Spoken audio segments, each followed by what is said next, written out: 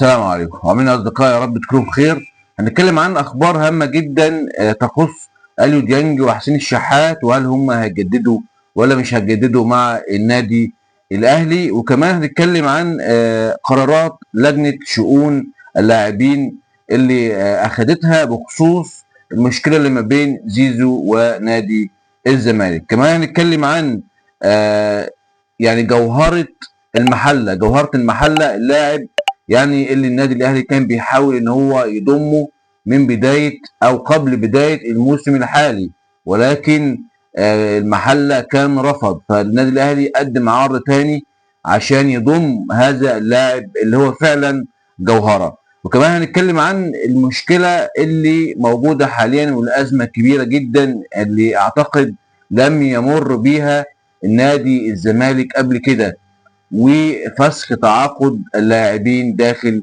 النادي الزمالك. نبتدي بأليو ديانج. أليو ديانج بيسعى النادي الاهلي ان هو يجدد له لمده 3 سنوات، ولكن بكام بقى؟ النادي الاهلي عايز يجدد له في السنه الواحده او في الموسم بمليون و200 الف دولار في السنه، ولكن اليو ديانج قال لك لا يا عم الحاج، انا استاهل اكتر من كده، انا عايز مليون و800 الف. وده طبعا اللي النادي الاهلي رافض ان هو يزود القيمه السنويه لاليو ديانج عن مليون و200 الف دولار، واليو ديانج مصمم على مليون و800 الف. ولكن المشكله بقى ان اليو ديانج في يناير القادم يحق ليه ان هو يوقع لاي نادي ببلاش مجانا. طبعا النادي الاهلي مش هيسمح بكده، عشان كده النادي الاهلي بيفكر جديا ان هو يتخلص من اليو ديانج او يبيعه او يشوف له اي عقد بيع في الانتقالات الشتويه قبل يناير، عشان لو جاء يناير ومشي اليو ديانج او وقع لاي نادي، طبعا النادي الاهلي مش هيستفاد من اليو او من عقد انتقال اليو ديانج لاي نادي تاني. طيب مين هيكون بديل اليو ديانج لو مشي اليو ديانج من النادي الاهلي؟ وده اللي الارجح يعني اللي هو هيحصل، لان يعني مليون و200 الف دولار يعني ممكن بالكثير قوي يبقوا 300، لكن 800 كتير قوي، والنادي الاهلي مش هيزود عن هذا المبلغ لو استمر اليو ديانج على تمسكه بالمبلغ اللي هو مليون و800 الف دولار. طيب النادي الاهلي بيفكر جديا ان هو يتحرك لاعاده عمر الساعي، لاعب وسط النادي المصري المعار اوريدي من النادي الاهلي، واللي مؤدي اداء مبهر واداء عالمي مع المصري من بدايه الموسم في الدوري المصري الممتاز. يعني كان مؤدي اداء كويس جدا، ولما كان في الاهلي كان كولر ما كانش مديله الفرصه الكامله ان هو يعني يعبر عن نفسه ويعبر عن ادائه وعشان الناس تحكم عليه، فما كانش مديله الفرصه كولر في النادي الاهلي، وتم اعارته والراجل راح انفجر في مع الفريق الجديد او في النادي المصري البورسعيدي، وادى اداء مبهر زي ما احنا كلنا شايفين. ولما كان حتى بينزل وكان بيشاركوا كولر اخر 10 دقائق اخر ربع ساعه بتاع، الصراحه كان بيبقى خطير جدا على المرمى عمر الساعي. فعمر الساعي النادي الاهلي بيتحرك لاعاده عمر الساعي لصفوف النادي الاهلي عشان يفتحوا الباب لرحيل اليو ديانج. الاعلاميه سهام صالح على قناه اتكلمت عن المشكله اللي كانت ما بين نادي وما زالت قائمه يعني ما بين زيزو ونادي الزمالك، وقالت ان لجنه شؤون اللاعبين اتخذت القرار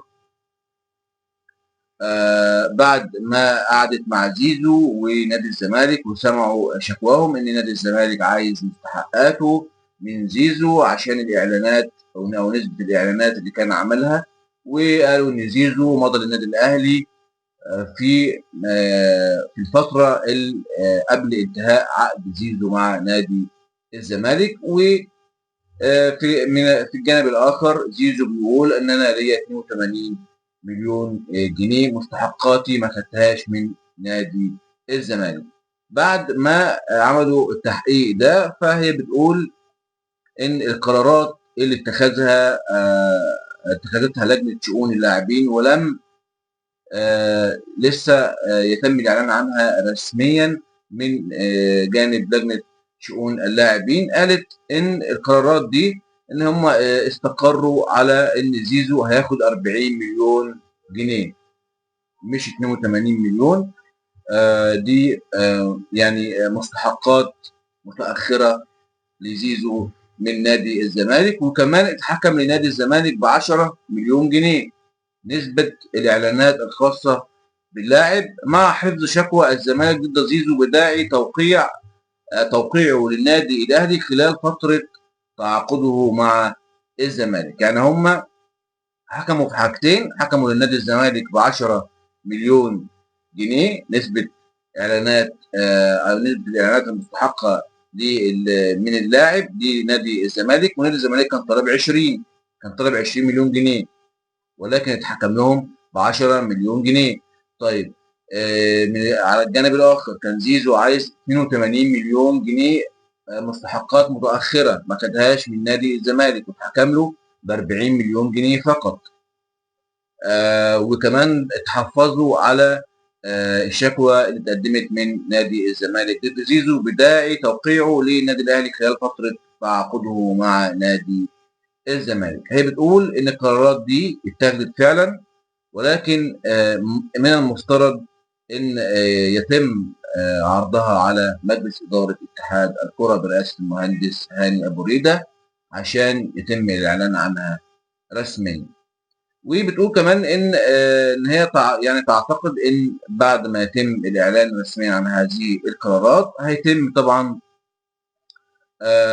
الاتجاه او اتجاه الطرفين الزمالك وزيزو للجنه التظلمات، لان طبعا زيزو عايز 82 مليون جنيه، ونادي الزمالك عايز 20 مليون جنيه من نسبه الاعلانات. طيب نخش على الموضوع اللي بعد كده، وموضوع تعاقد النادي الاهلي مع جوهره او اللاعب الجوهره اللي موجود في غزل المحله. النادي الاهلي كان قبل بدايه الموسم كان تفاوض على محمود صلاح الجناح الايسر صاحب ال 19 عام اللي موجود في نادي غزل المحله عشان ينضم مع فريق الشباب قبل بدايه الموسم، ولكن غزل المحله رفض عرض النادي الاهلي لحصوله على اللاعب محمود صلاح الجناح الايسر صاحب 19 عام. ولكن اليومين دول بيفكر النادي الاهلي جديا ان هو يقدم عرض مغري جدا لغزل المحله مقابل 25 مليون جنيه مع نسبه اعاده بيع 15% لنادي المحله، وكمان هيجروهم بطرح سيناريوهات ان ممكن يبقى في لعيبه تعار من نادي الاهلي الى نادي غزل المحله مقابل هذه الصفقه الجباره، صفقه حصول النادي الاهلي على خدمات محمود صلاح الجناح الايسر صاحب 19 عام. يعني 19 عام هم بيقولوا اصغر لاعب في النادي في الدوري المصري، يعني اصغر لاعب في الدوري المصري عنده 19 سنه.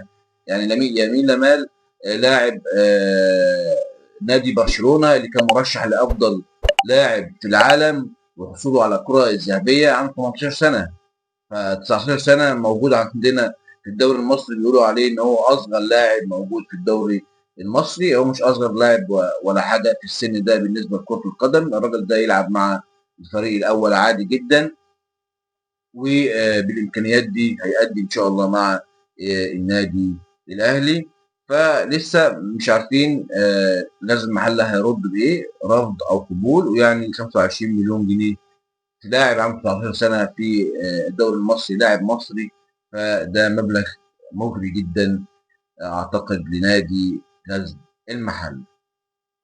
حسين الشحات بعد تألقه طبعا امام في مباراة القمة أمام نادي الزمالك، وهو كان السبب الرئيسي في تفوق النادي الأهلي على نادي الزمالك وحصول النادي الأهلي على 3 نقاط في مباراة القمة في ديربي القاهرة أمام نادي الزمالك بعد هذا الأداء المشرف طبعا والأداء القوي من حسين الشحات. يعني النادي الأهلي عايز يجدد لحسين الشحات لمدة موسم، والموسم الثاني لما يشوفوا أداؤه ويقيموا أداؤه هيجددوا له الموسم الثاني، يعني هيكون موسم تجديده بالتراضي ما بين الطرفين. ولكن حسين الشحات عايز يجدد لموسمين، طالب ان هو يجدد لموسمين مش موسم واحد فقط. وطبعا لسه يعني في شد وجذب ما بين النادي الاهلي وحسين الشحات في موضوع التجديد وتجديد العقد. طبعا حسين الشحات يعني النادي الاهلي مقدر ان هو ساب العين الاماراتي وجاء النادي الاهلي ولعب بجديه وما بخلش على النادي الاهلي باي مجهود، وعايزين يكرموه طبعا قبل ما يمشي من النادي الاهلي. وكانوا عاملين له يعني عقد مميز جدا خلال السنه اللي كان هيجددها مع النادي الاهلي بمبلغ محترم جدا. ولكن حسين الشحات عايز يجدد لموسم ثاني او يخلي التجديد للموسم الثاني يكون اكيد، مش يعني لما يشوفوا اداؤه او يقيموه ما يكونش تجديد بالتراضي. زي ما احنا عارفين طبعا ان نادي الزمالك بيمر بازمه قويه جدا، ازمه ماليه لم يسبقها لم يسبق وحدث وانها تحصل في نادي الزمالك قبل كده. طبعا زي ما احنا عارفين ان في ناس كتير او لعيبه كتير داخل نادي الزمالك ما خدتش مستحقاتها من بدل سكن من حاجات كتير جدا. يعني الموضوع ده بقى له 5 شهور او 6 شهور اللعيبه في ازمه مع نادي الزمالك بسبب المستحقات. ومحمود بنتايج هدد يعني وكيل محمود بنتايج تقدم بشكوى ضد نادي الزمالك من خلال المحامي الخاص به. يعني في خطاب راح لنادي الزمالك بالتحذير يعني كإنذار لنادي الزمالك بمطالبتهم بإعطاء محمود بنتايج مستحقاته وإلا فسخ العقد وإلا فسخ التعاقد. ووكيله هدد بتصعيد الشكوى لفسخ عقد محمود بنتايج ما بين اللاعب ونادي الزمالك. وكمان في اخبار بتقول ان وكيل خوان بزيرة ايضا يعني بيتجه في هذا الاتجاه وعايز ان هو ايضا يتجه لفسخ عقده مع نادي الزمالك، لان مفيش اي فلوس بتجيلهم من ساعه ما دخلوا النادي، كل حاجه متاخره. طب يدوهم جزء، طب يصبروا على الجزء الثاني. فالموضوع يعني بقى صعب جدا داخل نادي الزمالك. وفي اخبار بتقول ان يعني خزينه نادي الزمالك فيها 15,000 جنيه فقط. يعني اخبار انا ما اعتقدش يعني ان الموضوع وصل للدرجه دي، ولكن اخبار بنشوفها على الفيسبوك بنشوفها على بعض المنصات الاخباريه. بالمناسبه يعني خبر محمود بنتايج ده يعني من موقع بطولات هو اللي نشر الموضوع ده، واعتقد ان جميع المنصات اللي ليها علاقه باخبار الرياضه نشرت هذا الخبر برضه. يعني خبر ان محمود بنتايج بيهدد بفسخ عقده ده خبر اكيد 100%، ولكن خبر ان يعني وصول خطاب لنادي الزمالك بانذار من محامي بنتايج بفسخ التعاقد لو لم يدوا لبنتايج المستحقات المتاخره دي انا مش عارف. لكن موقع بطولات بيقول ان دي الخبر ده جاي من مصدر داخل نادي الزمالك. طيب في سؤال معظم الناس بتساله بتقول طيب محمود بنتايج او بعض اللاعبين الاجانب اللي هم من المتوقع ان هم يفسخوا عقدهم مع نادي الزمالك، هل النادي الاهلي ممكن ان هو يفكر في التعاقد معاهم؟ وارد جدا، وارد جدا ان محمود بنتايج ممكن تلاقيه مثلا بعد فتره لابس تيشيرت النادي الاهلي. الانتقالات الشتويه في الانتقالات الصيفيه في يناير ممكن تلاقيه جدا لابس تيشيرت النادي الاهلي. يعني ممكن تلاقي اخوان بزيره ده الاهلي متعاقد معاه، لان مرتباتهم بالنسبه للنادي الاهلي مش العاليه جدا، يعني مش المرتبات اللي هي تاثر على النادي الاهلي. ولكن طبعا ما فيش مفاوضات ولا حاجه ما بين النادي الاهلي و هؤلاء اللاعبين وهم على قيد نادي الزمالك، لسه في عقد ما بينهم وما بين نادي الزمالك مرتبطين بيه. فطبعا ممكن النادي الاهلي ان هو يخش في مفاوضات مع اللعيبه دي بعد فسخ التعاقد. بعد فسخ التعاقد وارد جدا ان النادي الاهلي يشوف هو محتاج مراكز ايه ويدعمها ببعض اللاعبين اللي ممكن يتم فسخ تعاقدهم مع نادي الزمالك. وفي النهايه ما تنسوش يا اصدقائي ان انتم تشتركوا في القناه وتفعلوا زر الجرس عشان يوصلكم كل جديد. استنونا في الفيديو القادم ان شاء الله باخبار هامه جدا. اسيبكم في رعايه الله، والسلام عليكم ورحمه الله.